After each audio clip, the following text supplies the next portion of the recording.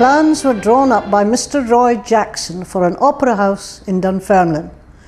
Narrow cast iron pillars and upper seating areas supported on a cantilever system meant that a full house of 1,250 folk all had a perfect view of the stage.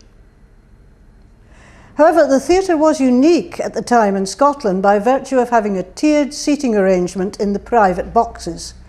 This provided a clear view for up to 10 patrons instead of the normal 4. By 1910, the theatre had obtained a licence to show films. This would be the first of a number of attempts to include this new form of entertainment. A wide variety of turns performed at the Opera House, and some were considered quite controversial. One of the most scandalous acts was the famous so-called Dr. Walford Bodie, a faith healer whose act included hypnotism and large quantities of electricity. His outrageous show was proof that there was really no such thing as bad publicity. Dr. Bodie was a great proponent of the comparatively new electricity, and he theoretically at least connected himself to live electric leads, and the power was surging through him right enough sparks would go between his finger and between his teeth, and he shocked everyone, including himself presumably, and finished his act by sticking a light bulb in his mouth, which, as you might guess, then glowed. In May 1920, the Opera House was again closed for extensive remodelling of the interior. It reopened on the 1st of August 1921 as a variety theatre, and by now was far removed from the original design. The new interior was in the Louis XV style, with expanses of ornate decorative plasterwork, elegant curving balconies, and mirrors at convenient points to ensure the young ladies always looked their best. A giant of Scottish variety, Harry Lauder, would appear at the Opera House for a week in March 1934 and took time out to make a personal appearance at Dunfermline silk mills. A wee jochen door, just a wee drap at door, just a wee jochen door. Man, it takes all your pleasure away before you can get a wee drappy. You have to spend all that you've got.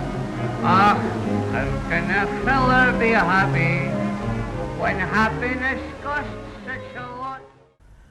On the 2nd of April 1955, the Opera House, this time, closed for good.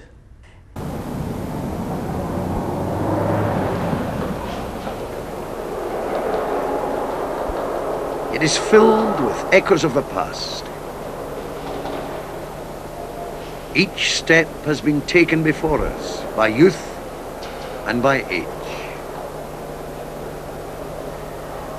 It was threepence for the stalls and tuppence in the gods, with 300 standing room only at a penny a time. The whole family could have a good night out for less than a shilling. The Opera House would remain closed for a number of years, until 1958, when it was purchased by local cabinet makers James Bell and Son for £2,250. By 1981, the theatre building was again under threat.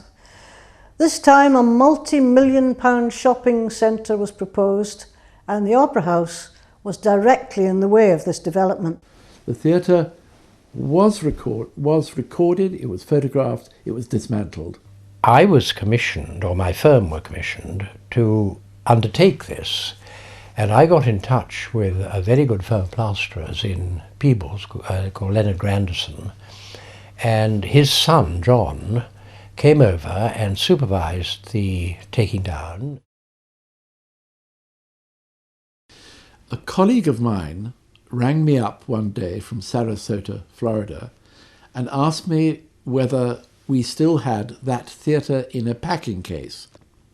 And he rang me up and said, you know, this company has spent the last 25 years in an opera house they've brought from Italy. How about them spending the next 25 years in an opera house brought from Scotland? we had a fully recreated Dunfermline Opera House.